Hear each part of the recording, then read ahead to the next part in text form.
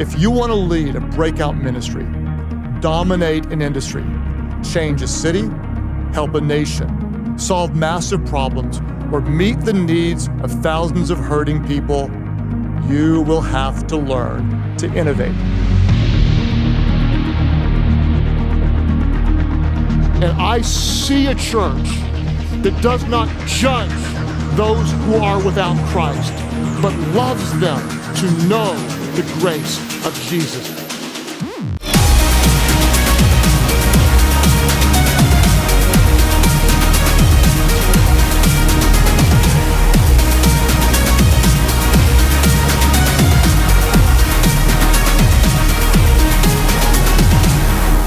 And when you know that, by the grace of Jesus, then we will do anything short of sin to reach people who don't know Christ. To reach people no one's reaching, we will do things no one is doing, because God is calling us to lead people to become fully devoted followers of Christ.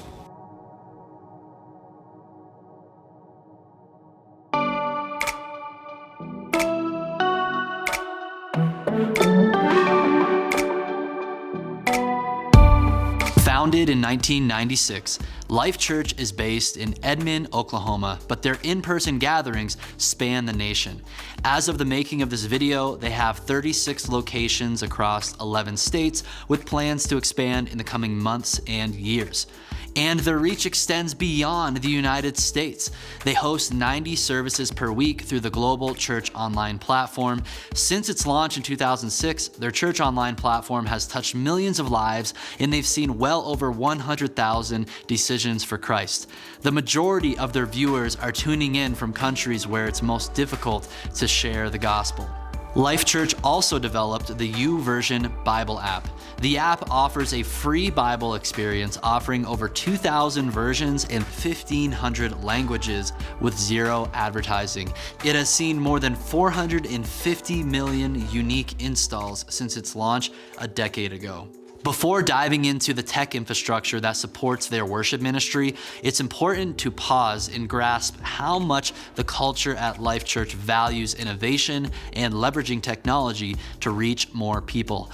As an entrepreneurial-minded person myself, Life.Church is an inspiration. What we see in the leadership at Life.Church is a modern-day approach to the same type of innovation we saw with the first apostles. It's also very easy to draw parallels between the strategy of Life.Church and industry leaders in the business world. Life.Church keeps it simple like Apple. It scales like Amazon. It intentionally curates experiences like Starbucks. It builds software platforms like Facebook and Google. And like many of the great businesses and organizations in America, it all started in a two-car garage. Driving their innovation and growth is an obsession with developing leaders. Craig Rochelle, the founder of Life.Church, is respected in both sacred and secular circles as a leadership development expert. I've seen him talk at conferences and I've subscribed to his leadership podcast, but after hanging out with his team for a few days, it has taken my respect to a whole new level. It's one thing to hear a leadership guru share tips at a conference or on a podcast. It's a whole other thing to encounter their organization in person. I left feeling inspired and challenged to up my game as a leader. We're gonna talk a lot about technology in this video, and many of you will ask yourself, how in the world can a local church do all of this? How can they afford all of this gear? Why do they care so much about production? Well, hopefully you're beginning to see the big picture. It's nearly impossible to separate the innovation and technology you are about to witness from the mission and heart behind it all. If at any point while watching this video, you think to yourself, I'd like to be a part of that, then check out the link in the description where you can learn more about internship opportunities with the Life.Church tech team.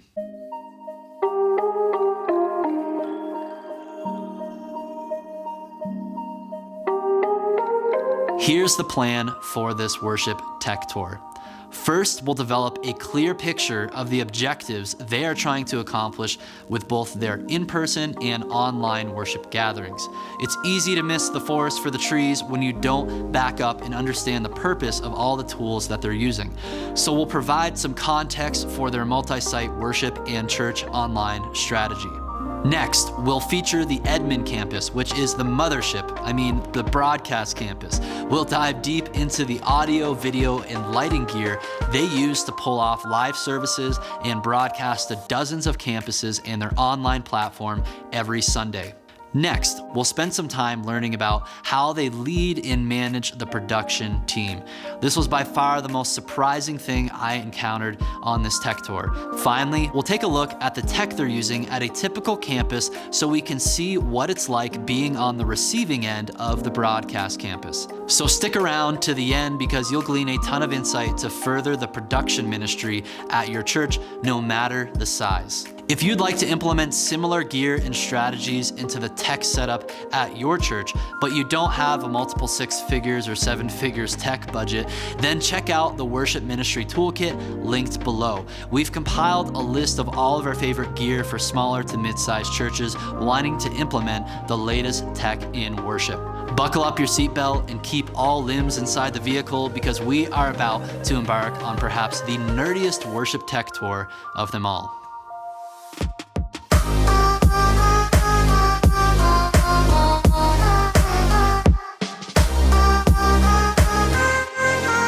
To fully understand the systems they've built at Life.Church, we need to start with their strategy for multi-site worship gatherings and church online.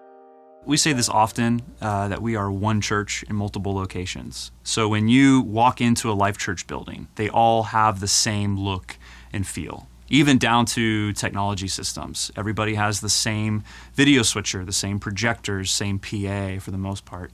And when we're putting new buildings in place, yes, the floor plan might be tweaked a little bit, but it really more or less is a copy-paste. Way back in the day.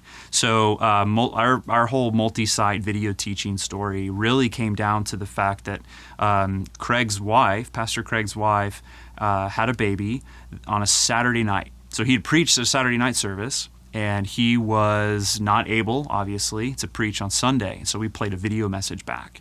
And they realized, people are still engaged. And this was like 20 years ago or however long. And so that started the conversation of, maybe there's something to this whole video teaching idea. Usually, like with services as an example, we don't add a service at a location until they're roughly 70 to 80% capacity. And then we add another service. And I think buildings are more or less the same. So once our buildings get to about an 80%, maybe even more, we go, okay, well, where are these people coming from? And is there an opportunity that allows us to put a new building, where those people are coming from? And then they bring their friends. And before you know it, we have 35 locations all over the place.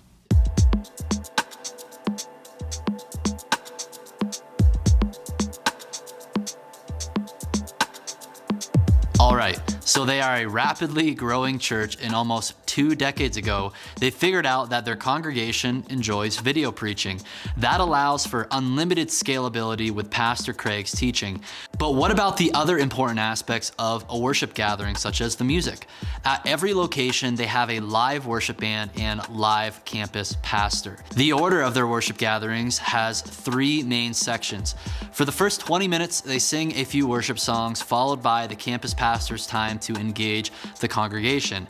Then at precisely the right moment, at around 21 to 23 minutes into the service, they cut to the live broadcast feed of Pastor Craig or whoever else is teaching from the broadcast campus.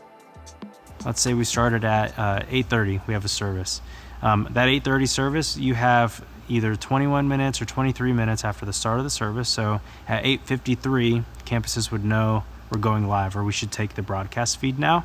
Or it could be, if we have a 10 o'clock a.m. service, they know that at 10:21 or 10:23, we're taking that broadcast feed. So the way it runs is basically the worship pastor and the campus teams are able to set up the top of the service however they want to, between worship or stage time or video, whatever that looks like for them. They have the flexibility to do that. And then at that time, at that 21 or 53, whenever that time hits, the campuses know that it's time to take broadcast, and then typically it'll stay pretty global from there until we go into do hands, which is just a call to Christ. And if people want to make that connection, then we'll kind of do, Pastor Craig will say a prayer, whoever's communicating will say a prayer, And he said, if you want to be a part of that family, just lift your hands, 3, 2, 1. And when we hit 1, all the campuses are back local. And what we love to see is hands go up and people coming to Christ.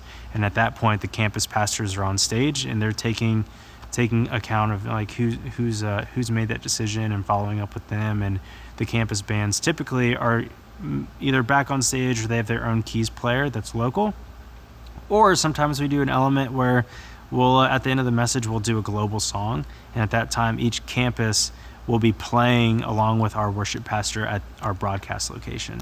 So everyone's in the same moment, and then sometimes we'll go through hands locally or it'll go back and forth, but that's kind of the way that a typical setup or weekend will be set up to go through.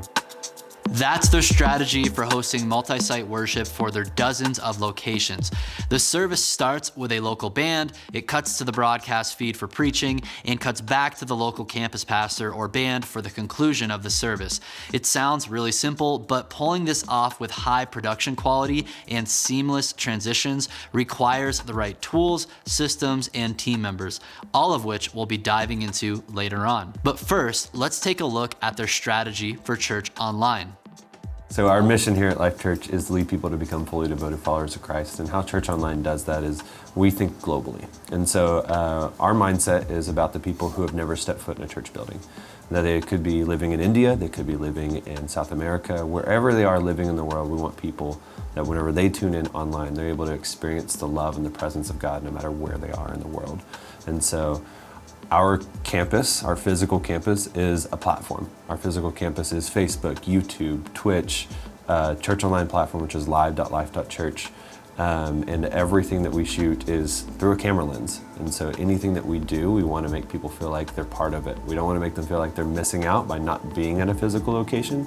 We want them to feel like they are part of our church no matter where they live in the world. So we have over 90 services throughout the week. Every single service, we have volunteers that are ready right there in chat to connect with people, to pray live with people. These are people, volunteers, literally all over the world. We don't want them to just watch full screen. We want them to talk in church. We have a whole live chat functionality. It actually auto-translates no matter what language they're speaking in. It's going to auto-translate into the language of how you're receiving it. So there's times that we're praying with people live, and they're not even speaking the same language as us, and we're able to pray with them. There was one specific story where I was praying with someone who woke up first thing in the morning, was living in India, and was struggling with depression. And he woke up and he said, I need to join church. I know that, and it's evening time for us, and I was able to pray with him right then and there. And so our goal isn't necessarily the big numbers that we could possibly reach. We're gonna focus in on the one, and we're gonna reach the one that might be lost. Something that stands out with their church online strategy is how they have a dedicated control room for cutting the worship broadcast feed for their online audience. So if you're in the auditorium watching the side screens, chances are you're seeing a slightly different cut of video than what you would see online. Well, for side screens, you don't necessarily need the wide shot nearly as much because people have that. They're sitting in the room, they have the wide shot from their own perspective. So whenever you use side screens, typically it's to give them perspectives they may not have.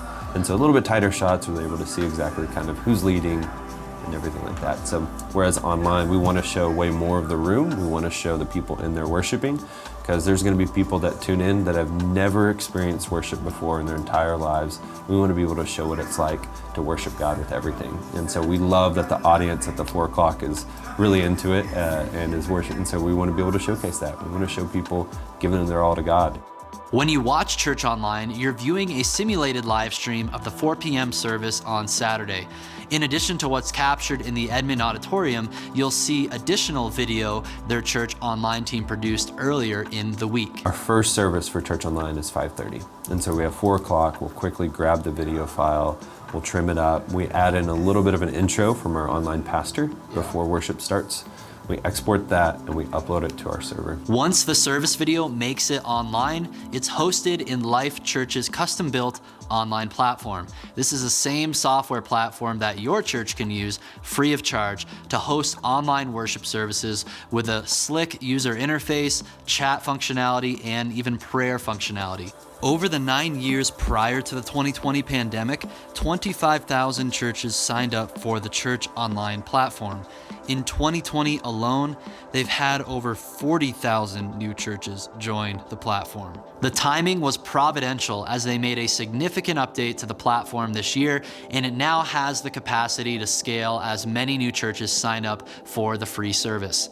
Now that you have the big picture of Life.Church's multi-site and church online strategy, it's time to dive into the specific gear, software, and systems they use to pull it all off. The Edmond campus is the central headquarters of Life.Church. It's where you'll find their central offices and their state-of-the-art auditorium, where they broadcast the majority of their worship services. 15 minutes west of the Edmond campus is the Oklahoma City campus, which is where they used to broadcast services until 2019.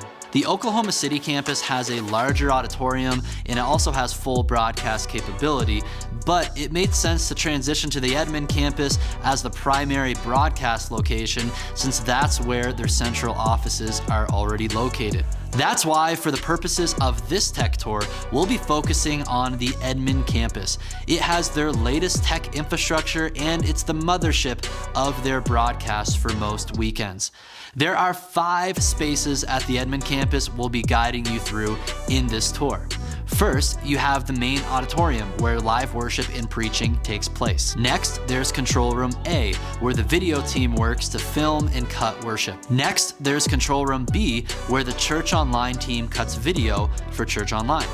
Next, there's the Broadcast Sound Studio, where they do post-production audio work, and it's also the hub of all processing and mixing broadcast audio for the weekends. Finally, there's the Central Sound Studio, which focuses on dialing in the music mixes for Church Online. Once you see what happens in each space, you'll have a clear picture of how it all works together to produce an amazing experience for the congregation, both in person and online. Let's start with the auditorium. The auditorium has a seating capacity around 1,300. It has a semicircular layout with stadium seating in the back, giving congregants a great view from anywhere in the room. The visual centerpiece of the room is the large LED wall. It's made of hundreds of row black pearl LED panels, which have a pixel pitch of 2.8 millimeters. The LED wall is 50 feet wide by 18 feet tall, or 5,632 by 1,936 pixels. Yep, you heard me correctly. It's essentially a 50-foot 5K display. This large, bright, and high-definition LED wall gives their tech team the ability to alter stage design in a split second. It also functions as a perfect center screen to play back videos and preaching. The signal flow for the center screen, we use Inbox to house all of our program files, or all our video files. And then we can also use ProPresenter or another source which feeds the Christie Spider to scale any content on the LED wall, and out of the Christie Spider it is fed to a Brompton processor, which then throws the image up onto the LED screens. The side screens are 18 feet by 10.5 feet and made of the row diamond panels with a pixel pitch of 2.6 millimeters. They function as IMAG, or image magnification, with lower thirds lyrics for audience in the room. Finally, in the back of the room, above the congregation, they do have a large flat screen TV that displays song lyrics for the band. Next up, we have the lighting system. So we're running the Grand MA3. Is powering everything. We have Chauvet lights around in this whole facility and also at our other broadcast location. And we've got Chauvet Rogue R2 washes. We have MK3 profiles and also MK3 washes. And then our key light is the Ovation 9300 VW. And the backlight is the 510 VW. And the footlight are Chroma Q color span 2s. House lights are all Chroma Q Inspire lights. And then we also have Martin MH6 lights for the wall and curtain lighting. You might be surprised to hear that no one is manually cueing the video and lighting cues throughout worship. They use Pro Tools to run a click and tracks for their band, as well as timecode to cue lights and presentation software. So Pro Tools has cues and runs timecode, which links with the MA. And all of that, Pro Tools, MA, and Inbox run off timecode. And so we hit play at whatever our start time is for the service, and it runs through all the way. And so we're not hitting a live cue typically for the lighting scene or for something like that, or even to advance to the next song. We hit go once, and then it goes through the entire set. Now that we know the lighting and display infrastructure they're using in the main auditorium, we can focus our attention to the sound system. So the PA is EAW QX, so it's a point source system. There's a main left-right hang, there's outfills, and a delay ring in there. For the front of house mix, they're using a Yamaha CL5. The mix engineer processes and mixes audio purely through the CL5. They are not using any external processor or plugins. What you hear in the main auditorium comes straight from the CL5. Backstage in Monitor World, they have a second CL5 and a second mix engineer dedicated to the musicians' in-ear monitor mixes. Worship leaders and other musicians who need mobility on stage use Shure PSM 1000 wireless in-ear monitor systems. Backline musicians use Focusrite RedNets as wired in-ear monitor solutions. They use Dante audio networking to route audio to and from the stage and other destinations such as Broadcast Sound Studio and Central Sound Studio. The drum set is a Gretsch Broadcaster kit with DW5000 hardware and Istanbul cymbals. They use circular baffles to prevent cymbals from bleeding into other microphones on stage. It's such a large stage that full drum isolation is not necessary. To mic the drums, they're using a Shure Beta 52A and Shure Beta 91A on the kick. On top of the snare, they've got a Shure Beta 56A and a Shure SM57 on the bottom of the snare. On toms, they're using Sennheiser MD421s. For overhead mics, they're using a Cascade X15 stereo ribbon microphone and a pair of Shure KSM 27s. Moving on to keyboard world, they've got two stations for keyboard and synth players who use the physical keyboards as MIDI controllers to generate sounds in main stage. They send audio to front of house via a Universal Audio Apollo interface and radial direct boxes. For electric guitars, they're using the Axe-FX 3 amp modelers and foot controllers by Fractal Audio. These rigs allow them to keep their electric guitar setups lean and produce an amazing tone with top-notch preamps and processing. The bass player uses a T-Garden Audio Fatboy Tube DI box and a Radial J48. Vocalists use the Shure ULXD wireless microphone systems. The capsules of these wireless systems include the Shure Beta 58, Shure Beta 87, SE-V7 MC1, and the Telefunken M80. They are all stored neatly backstage in chargers alongside wireless in-ear packs. Pastor Craig and other preachers are utilizing the Shure Axion wireless system with DPA 4266 headset microphones. They have 16 microphones placed around the auditorium to capture the congregation. They're using 2 Sennheiser shotgun mics, 2 DPA shotgun mics, 4 AKG 214 large diaphragm condensers, 6 AKG P170 small diaphragm condensers, and 2 Audix M1250B Omni condensers.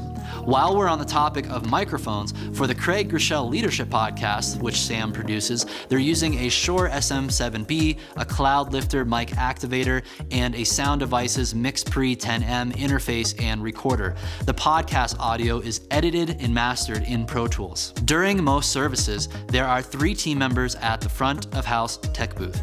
One on the sound console, another at the lighting console, and seated at the center is the service producer who helps with cues and keeping everyone on the same page. Notice how minimal the setup looks at front of house. Obviously, they've got a ton of computers and servers running their audio, video, lighting, and broadcast systems, but when you're looking at the tech booth, none of those computers are located in the auditorium. Instead, all of the computers are rack mounted in the server room adjacent to the main control room. It allows all of the machines to be conveniently located in one central, secure, and climate-controlled location. But how does one access those computers to control programs like Pro Tools, ProPresenter, and other software? So it's a Vertiv KVM network that allows us to access any machine that we need to from anywhere that there's a workstation. So we have 2 or 3 workstations at front of house, so you can access ProPresenter quickly if you need to from any of those stations. We can access Pro Tools from any of those stations. We can also log into our broadcast and our encode machines so we can control whatever we need to. If we're at front of house or if we're in either of our control rooms.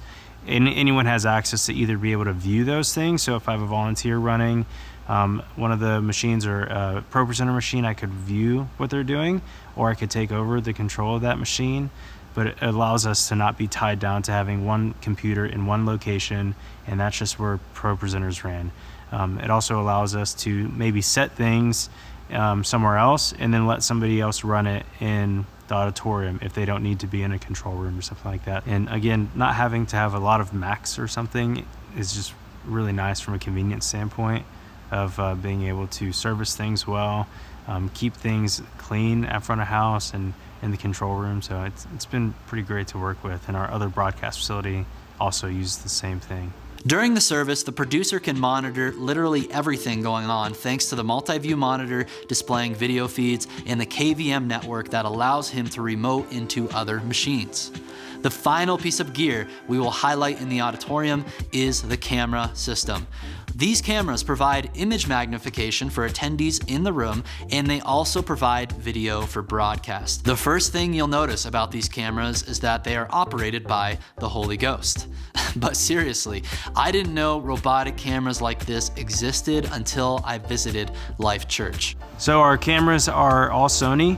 We have Sony F55s, which are our main 3 broadcast cameras. We have one downstage. On the front of downstage, we have camera 1 and 2 shot, which typically is a tight and a further shot. Those are all ran with Fuji lenses. And then we have some handheld cameras, which are Sony FS5s. They're also using a few Marshall point of view cameras for additional shots of the drums and a wide shot of the room. Basically, our Sony F55s are on Ross Furio. It's a Furio Live system. So those are robotics, and we have 3 of those that are manned by 3 operators that are back in our Control A room with our director. So they're able to see what they're taking and hear from the director back in the control room without having to be out here or kind of taking up space in the auditorium, which allows us to use the track and have a lot more shots instead of having to just have one fixed position and moving around. It gives us a lot of motion with movement for worship that I know our Church Online guys love and we love in the room. So the Ross Furio systems have really kind of opened up what we can do with worship and with a camera in this facility. Yeah, so really the intent of this room was to have a good line of sight to anywhere in the room. So we obviously have the larger wall with a lot of content on it, and we didn't want to take up line of sight with anything. So we don't have like a line array that comes down in front of that. We don't have really intrusive line of sight issues with cameras, which is another thing that's so great about the Furios is that they move so just steadily and quiet that it really isn't a distraction. And it allows us to get a lot of different shots without causing any line of sight issues with maybe a jib or something like that we would have. So it gives us a lot of different shots with minimal interference of anywhere in the room where you're sitting to have any kind of impact on the viewer or who's attending in the auditorium. That's all of the tech infrastructure they're using in their main auditorium to produce an in-person experience for the congregation. But we've only scratched the surface because the majority of the Edmond campus tech we haven't covered yet is dedicated to broadcasting worship to dozens of Life.Church locations and the Church Online platform. Let's move on to the heart of it all, Control Room A.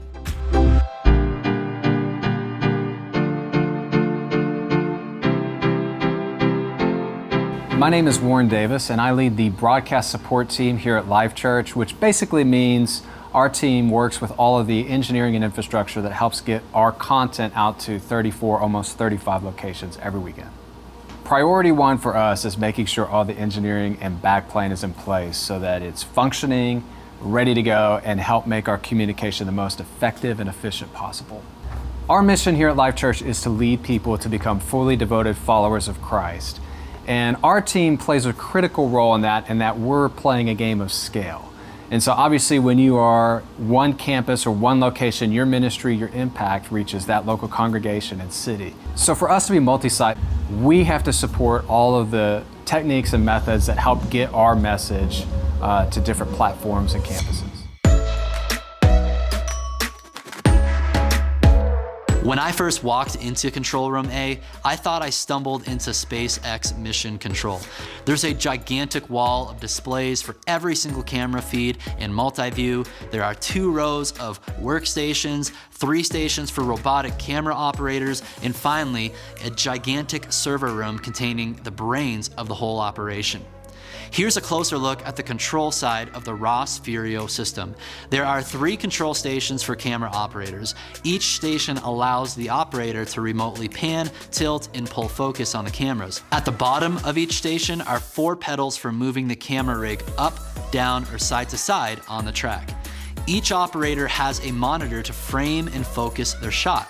There are tally lights to indicate when their shot is in preview or program mode, and they have a small multi-view on the right of their displays showing them the program feed and the 2 other camera angles. The main 3 broadcast cameras in the auditorium are sending video feed into the control room via fiber cables. The roaming cameras use 12G SDI. Everything is captured in 4K 12G and then downscaled for broadcast in 720. Once the video feeds leave the cameras, they are sent into a shading system where they can color grade the video before it's sent to the switcher. They need this remote shading capability because the LED wall puts out so much color and light, which can affect the look of skin tones and the color balance between the cameras. To the left of the shading workstation is another workstation for controlling ProPresenter for lower thirds graphics and Christie Spider Studio for controlling graphics on the LED wall. There are 2 stations for cutting video in Control Room A. At the front of the room, you've got a video director cutting video for the sermon broadcast that they send to all campuses.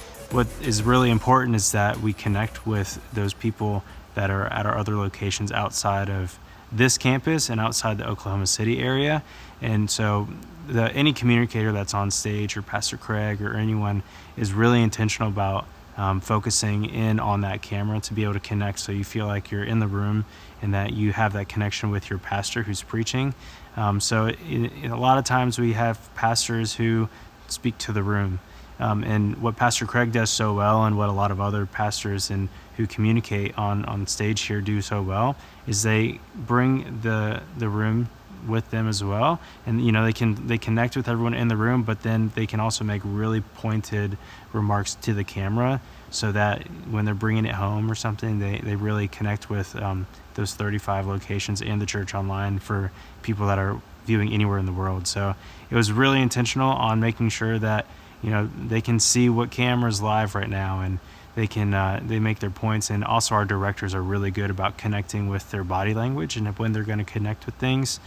So how we use the cameras and how we focus the attention to detail on what the communicator is even wanting to do is really high here, so we can connect with people that aren't physically in the room. If I was going to coach a pastor on how to preach to a congregation outside of his room or her room, I would tell them just to feel comfortable with what they're doing. Don't act like the camera's the only thing in the room. You still have people in the room, and people on the other side don't need to be faked out that there's people in the room or not. But to also make sure that you have the points where you connect directly with the camera and to the people that are on the other side of the camera. I would say that something that takes a lot of mindfulness before you go into a message is real quick body movements, or expecting a director to be able to cut super fast and stuff. And so to help your camera operators out, staying inside of a frame, or using your body language. If you're on one side of the stage and you're about to turn, maybe your shoulders start directing where you're going to go. Or when you're about to, if you're addressing one side of the room and you want another cut, look to the other side, and your directors kind of can follow you a little bit easier. I don't cut here, I don't direct, but what I've noticed is that our directors are really good about reading that body language. And on the flip side, that the communicator is really good about having leading body language and not making any real big sudden movements of running from one side of the stage to the other, or something along those lines, without the director knowing that, hey, I'm gonna do this, and I'm gonna need you to maybe take a wider shot or something like that. So communication with your director is probably the best way to feel comfortable going in to preaching in front of a camera, and then making sure that he knows what you're doing and that you all are on the same page, so you don't get done and think that you missed the mark or they missed the mark. So here, we have a 5ME or a 4ME plus preview program, however you want to slice that. We have the Sony switchers here, and we have a stripe that can do in-room, which is right behind the director. So we have a stripe there, and sometimes we'll have somebody cut for worship in the room at that location in the control room, and then they just cut on ME2 or whatever that is. And then we have another stripe which is back in control room B, which we can cut for separately for Church Online. So one stripe in control room can be our main cut. The second can be a side screens cut, and then another control room B cut. It could be for Church Online or something. So we have some versatility in that. In other words, the gigantic video switcher allows them to produce 3 to 4 different video feeds for unique destinations, including sermon broadcast, Church Online, and the side screens in the auditorium. There's another workstation in Control Room A dedicated to operating ProPresenter for lyrics on the Confidence Monitor. The lyrics you're seeing on the side screen or on the Church Online video feed are actually being produced from the lyric videos they're triggering from Pro Tools. And those lyric videos are being played back in a software called Mbox. The final station at the back of the room is for whoever is running point on broadcast and tech support. They leverage Microsoft Teams to communicate with dozens of campuses around the country. More on that later. Finally, there's the server room, which is the brains of the entire system. All computers and servers are conveniently rack mounted in one place to keep things clean, secure, and efficient for maintenance. The next important space in their broadcast system is Control Room B, located on the opposite side of the auditorium from Control A.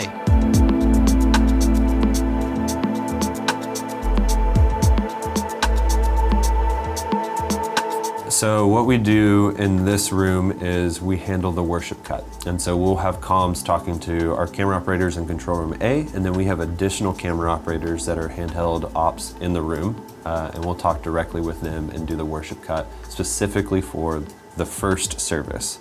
So what's a little bit different is that at every other service, the focus is more on the side screens and the people in the room. This service is focused on online. And so we use our cut for the side screens, but our main focus is going to be the online cut. Whatever we want for the online audience, that's our focus. The gear in Control Room B is relatively minimal. They only need 2 stations, one for the Church Online video switcher and another for Austin, who is helping direct the cuts during the 4 p.m. service. They have a multi-view display of all the cameras, a video switcher stripe to cut angles, and Austin has a Vertiv network workstation so he can monitor Pro Tools and other software. So far, we've covered all the tech infrastructure at the Edmond campus that makes video capture and processing possible. But there's another very important piece of their broadcast system, and that is the audio.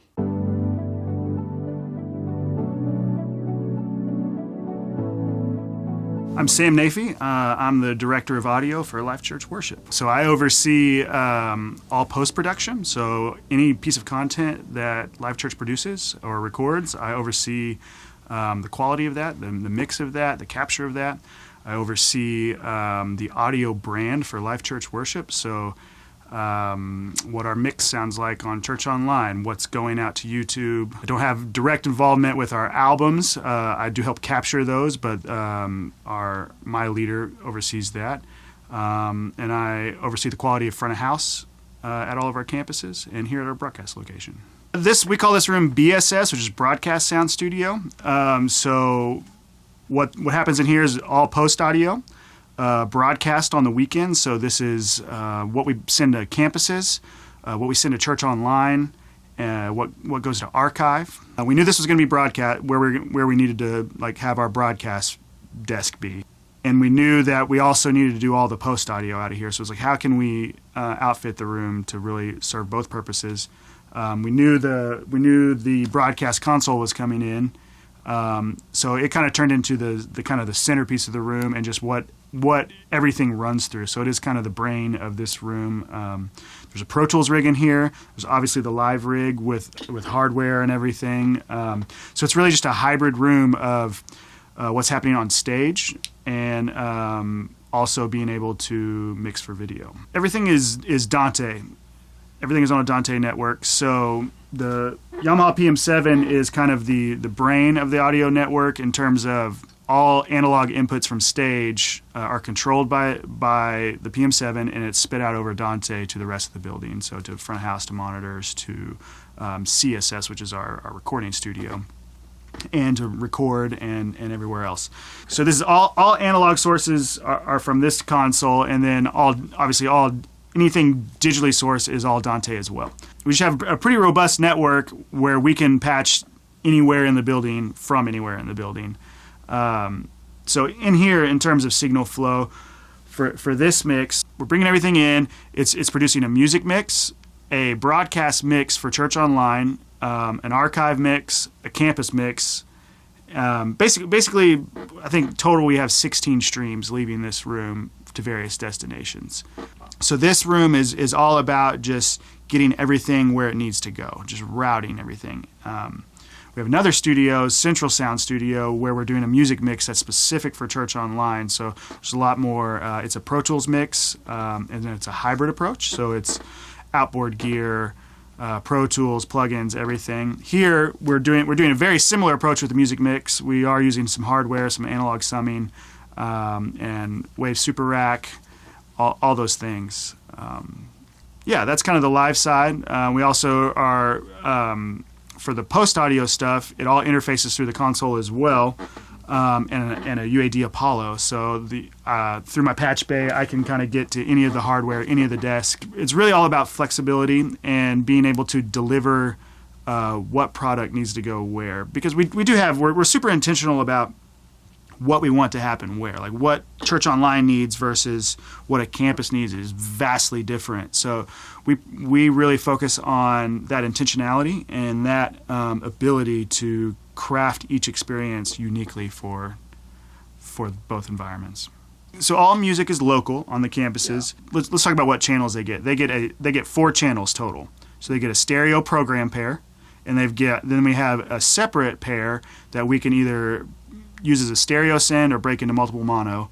So sometimes we'll send like click and MD down those channels, and if we want to sync up for a global element, we'll do that. Like on a typical weekend, on that second pair of channels, we'll send keys. So it's like a music bed for Pastor Craig. So what's coming down programmed from them is just Pastor Craig, no crowd mics, no music, no anything. It's just dry, locked down.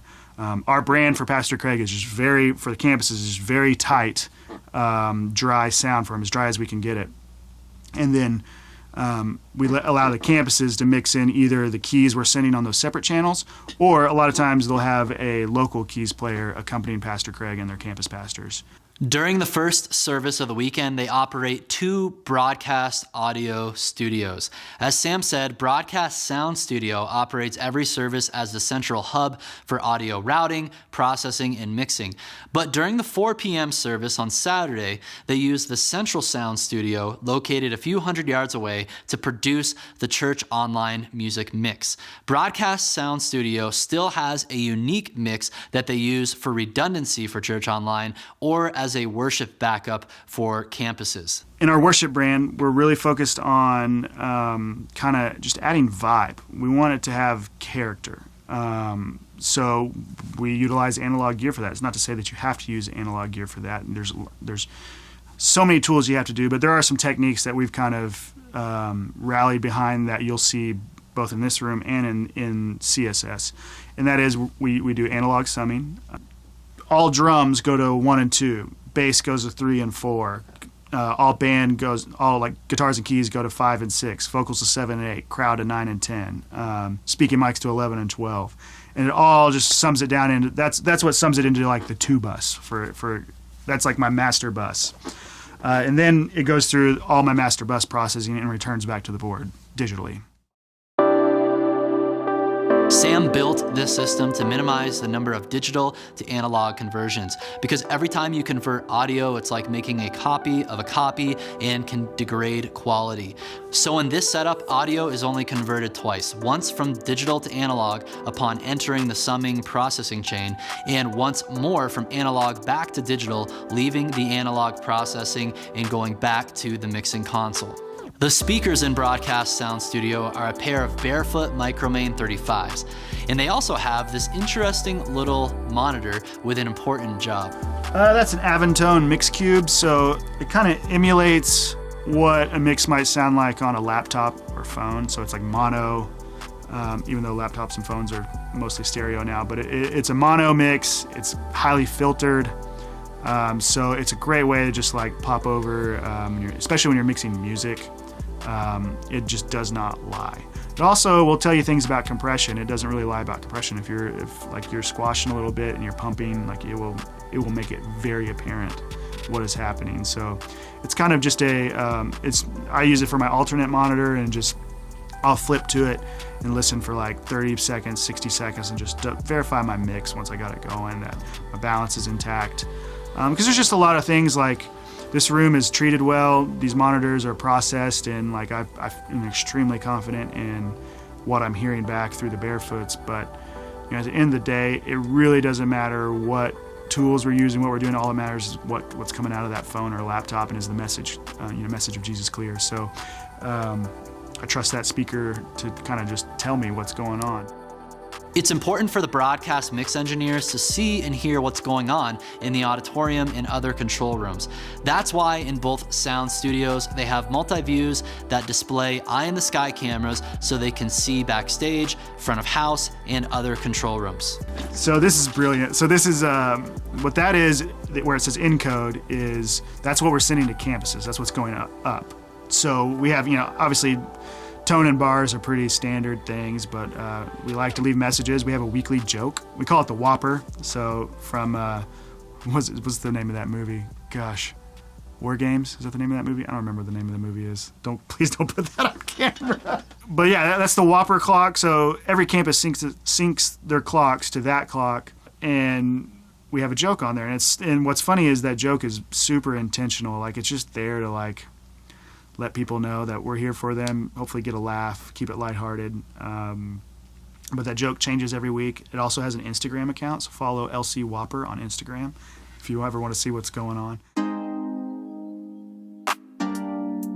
We decided to have an organizational worship presence that we could focus on and really start to build what Life.Church worship is. It became apparent that we needed a space to work. And Craig had met with all the worship pastors one year, and this was 5-6 years back, and he just said, in 2 years, I can't remember what the goal was, but it was in a few years, I want 50% of the music that we're singing on our stages to be out of this house, come from Life.Church, be Life.Church original music. So he just kind of put out this challenge. And that studio was birthed kind of out of that challenge, out of that commitment to,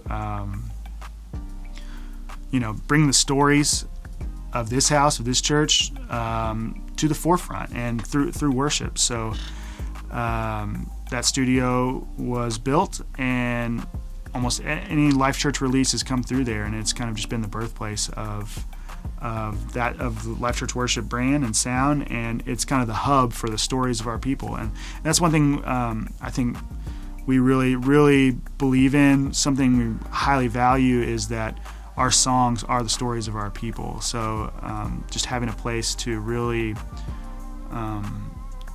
dial those in, really just focus on those stories and the gospel, and just really crafting a message is important. So we're lucky to have that space. During the week, the Central Sound Studio functions as a place for the Life.Church worship team to write, produce, and record original worship songs. On the weekend, it mixes worship music for the church online service. Rather than having a dedicated mixing console, Central Sound Studio uses a Pro Tools Matrix audio interface that receives multi-track audio from the Dante network. The Matrix interface is connected to a Mac running Pro Tools, which produces the final mix for church online. In the audio world, it's kind of a fun debate to talk about, do you use a console or are you mixing in the box? Well, our answer is yes. We do both. So and it's totally viable Luke from Bethel talks, he's a huge advocate for mixing completely in the box. Like all of Bethel's stuff is mixed in Pro Tools. We do that. We are adding a little bit of analog gear, but it doesn't matter. You could be using Pro Tools, Logic, Studio One, Ableton, whatever with stock plugins, and the techniques still apply. That's what's the beautiful thing about mixing in the box is you gain all the processing power of the DAW, and really lose nothing. All you kind of really lose are tactical faders, but you can even buy a $50 MIDI controller and you're up and running. So we have a couple controllers out there. So we have 16 faders to mix on out there, and an entire Pro Tools rig. The gear out there is choice. It's very high end, very meticulously picked, and it's some of the best gear, some of the best mastering gear. Because again, when you're mixing for broadcast, especially for like streaming and when worship, specifically for music, you're doing a few different jobs that normally would be broken out into separate processes. Like you're capturing, you're mixing, and you're mastering all at the same time live. So we kind of have all those phases accounted for in terms of gear. So in here, it's similar style gear, but just a little bit more on a budget. So same pieces, same type of pieces doing the same lifting, but a little bit more budget friendly in this room. And seeing as that, like all of our album work, all of our worship releases go through the other studio, it just makes sense to have that gear out there. Both rooms we're tuning vocals. We don't replace drums. We really like live drum sounds off the stage, and with all their flaws. We could replace drums. We've done it, but we don't currently. We just really, again, I said this before, but we really enjoy unique character, color, saturation, just really trying to find something that will, when you hear it, you'll say, that's Life Church worship.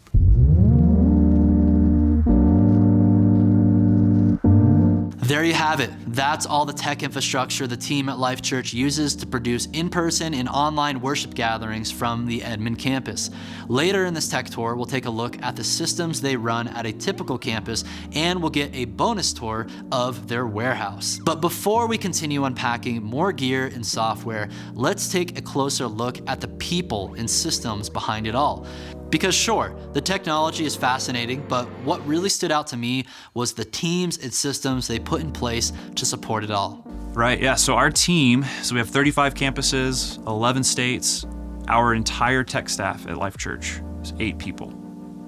That's it. We have 8 guys that do the whole thing.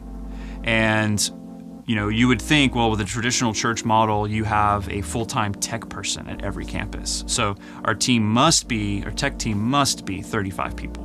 And the reality is it's only 8. And even going further, our service and support team, like the guys who wake up and their mission, their passion is to support campuses, that is only 4 people right now. So when we're thinking through the design process and how we support campuses, we do a ton of remote work. So we try to incorporate as much remote capability into our system design as possible. So a few years ago, we had a video switcher that we could not remote into. And so we said, you know what, it is probably more beneficial that we change out our video switching infrastructure so we can remote into it. So on Sunday mornings, if you have a problem at your campus, you can pick up the phone, give us a call, and I can be at my breakfast table throwing down pancakes and sit there and help you, reset your switcher. So we have that capability with all of our main components. And then with the system design in particular, we like to get really deep in the weeds where I can pull up a plan set and look at as far as a wire label, like V2004.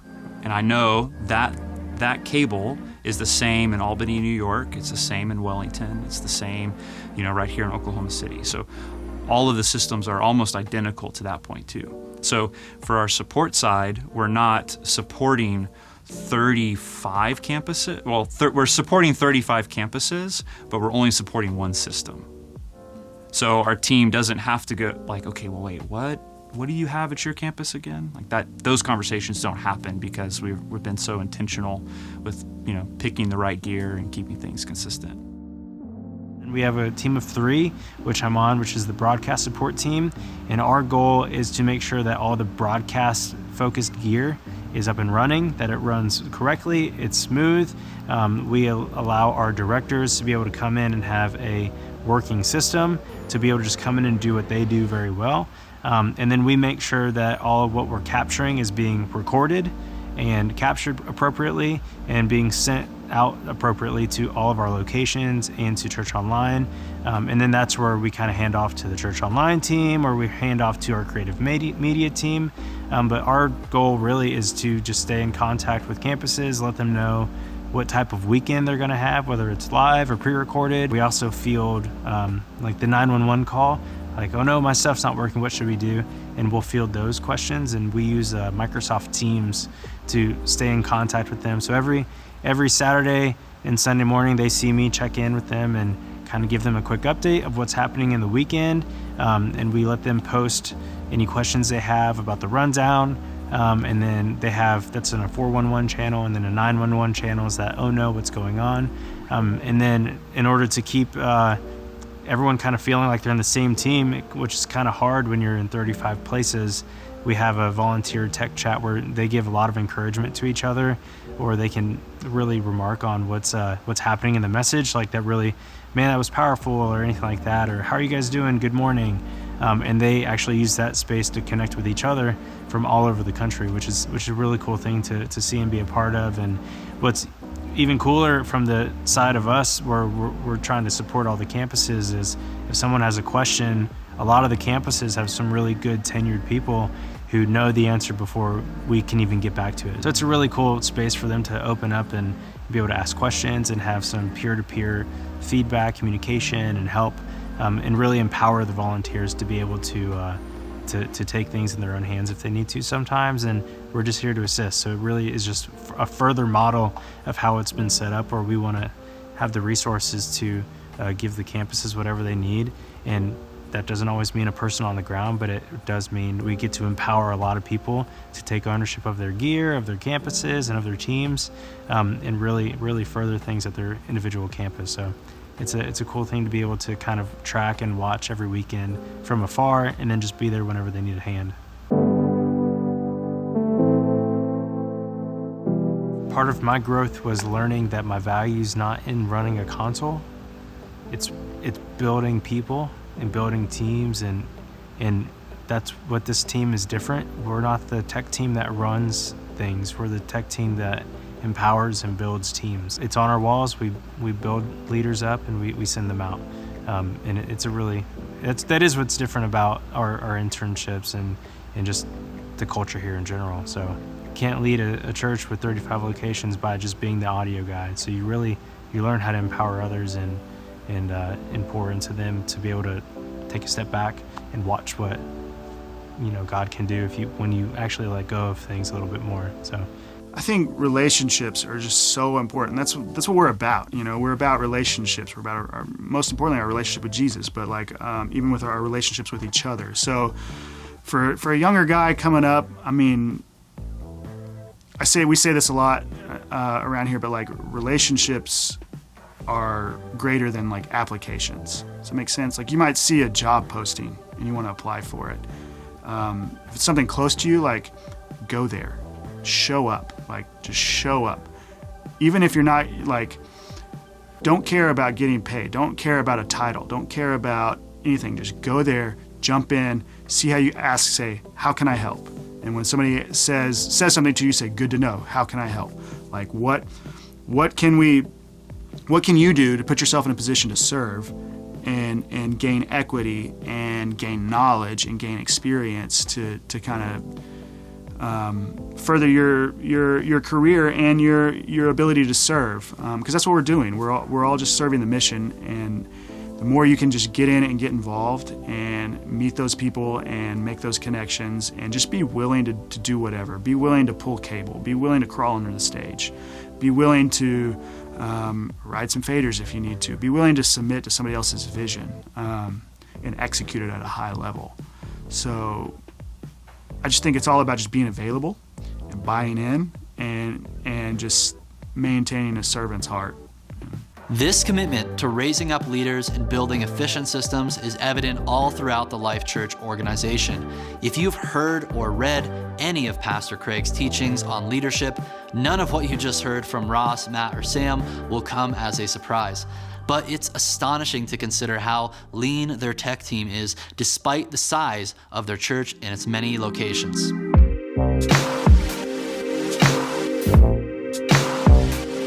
So yeah, we have the opportunity for internships here for broadcast support, so you can learn how we work with the cameras or the lights, anything like that. And then we also have the ability to have people come out and work with our service and support team. And some of that means getting able to travel to some of the locations outside just this OKC area. And it's a really cool opportunity to be able to come in and take what you can learn and go back out to your local church, like I said, and be able to implement things and just, in my opinion, I'm learning from the best every single day. And I think and I've learned so much from the top down to me, and to be able to be a part of that for a season is something that I think is super valuable.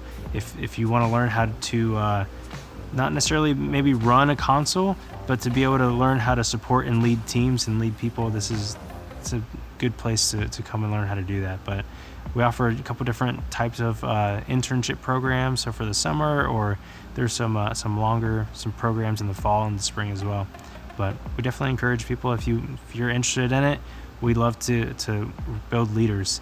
So come on out.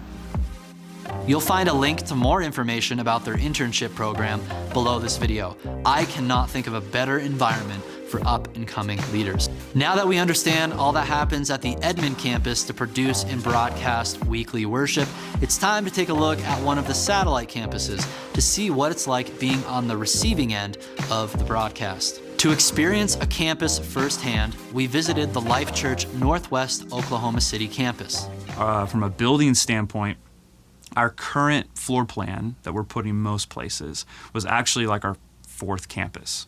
And we decided that really the flow worked so well that maybe we made a few changes here and there.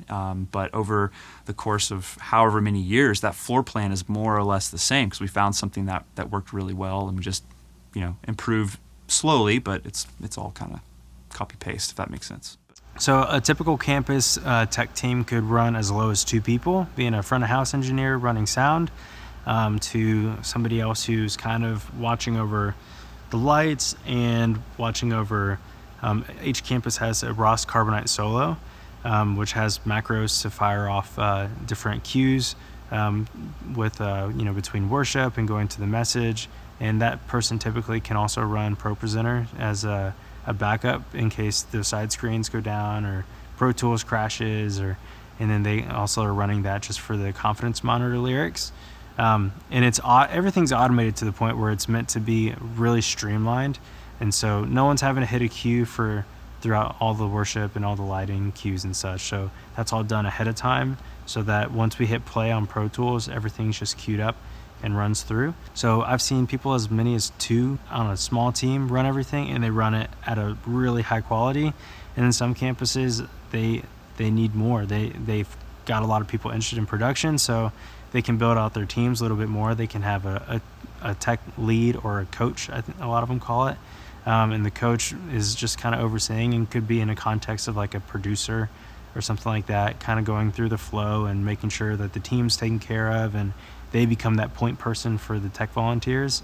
So you could have someone watching over the lights, someone running Pro Presenter, someone running those macros for all the transitions on the Ross Carbonite Solo. So it can be as many as they want it to be within context of their system, and as few as 2. The tech infrastructure at their campuses is relatively minimal, especially when compared to the tech they use at their broadcast campus.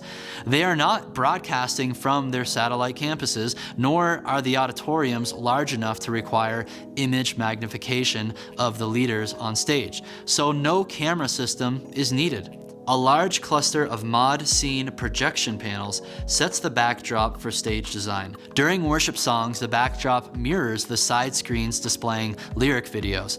During the message, an additional projection screen drops down above center stage for the sermon broadcast. Like when you go to one of our campuses, there's just one console, monitors are off front of house. Again, no waves or anything like that. It's just a Yamaha CL5 or a Yamaha QL5.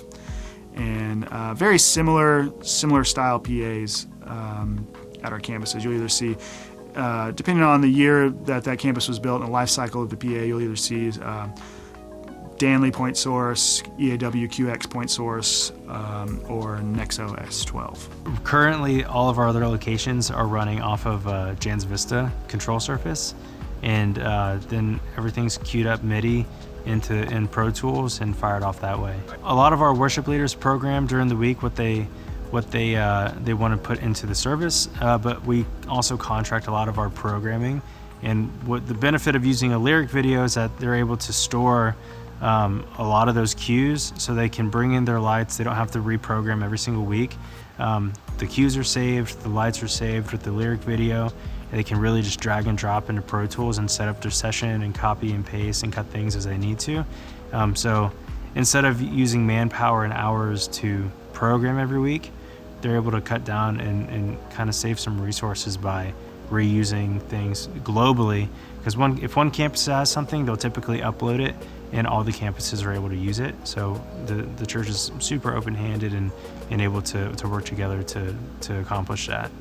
Basically, to get what our campuses experience is that we have our broadcast engineer mixes the message, and typically all of our campuses have their own worship set. So each campus has their own band, and then at a certain time in the service, then they take our broadcast feed, which is mixed here locally, and our broadcast engineer puts that together, and it marries the clean program feed, and that gets embedded to either Living as One, or it gets sent out to what we use it's our ZigSeed, which is our streaming protocol that we use, and we use them on harmonic encoders right now and decoders.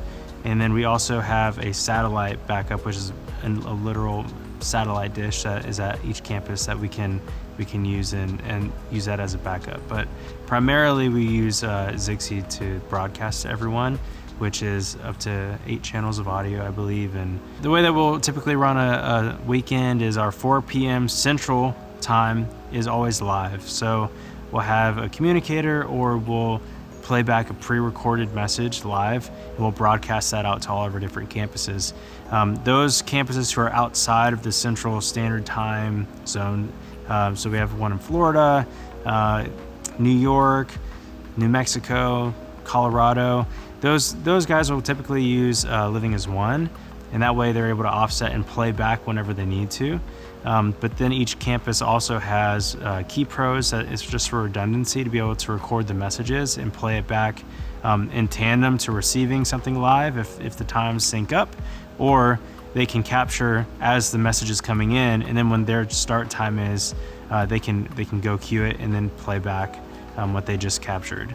Once the message comes down their decoder, it splits off and goes to their capture devices, and also goes straight to their switcher, so they can get put straight up onto a program on their side screens or whatever they need to do.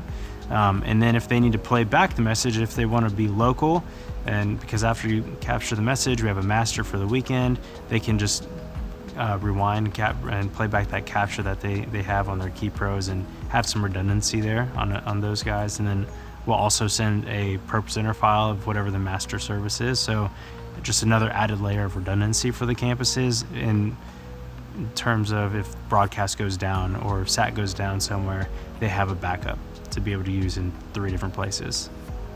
I have never encountered so much redundancy in my life. But there's no other options. Systems fail. You need a backup, and sometimes you even need a backup for your backup. And in Life.Church's scenario, tens of thousands of congregants gather at their campuses every weekend, expecting to be able to worship without any distractions. And the same commitment to excellence and efficiency we saw at the broadcast campus permeates every last step of the signal chain, even at satellite campuses thousands of miles away in states like New York or Florida. Our last stop at Life Church was their fulfillment center. Yep, we're still talking about Life Church, not Amazon. And yep, they have a gigantic warehouse where they store everything they need to support their dozens of locations. An entire section of the warehouse is dedicated to their tech systems. There's a spot in the warehouse dedicated to storing the portable system they use to launch a new campus in temporary locations. They designed the portable system themselves, and with the goal of accomplishing all the same objectives as a permanent system, but with the portability and ease of setting it up in minutes.